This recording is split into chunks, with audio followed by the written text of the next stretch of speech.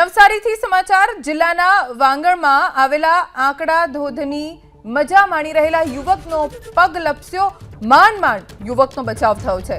નીચે ઉભેલા યુવકનો ટેકો મળી જતા પથ્થર પર પડતા બચી ગયો।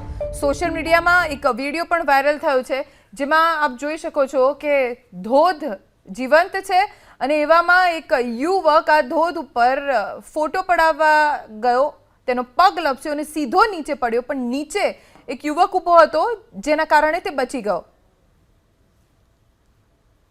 આંકડા ધોધના દ્રશ્યો છે। અત્યારે નવસારીમાં અનેક ધોધ એવા છે કે જે જીવંત થયા છે।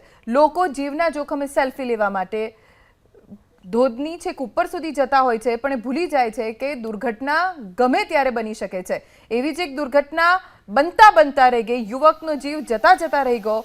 જો તે નીચે પટકાયો હોત તો તેને ઈજા પણ પહોંચી હોત। મોટા પથ્થરો ઉપરથી આ ધોધ વહી રહ્યો છે।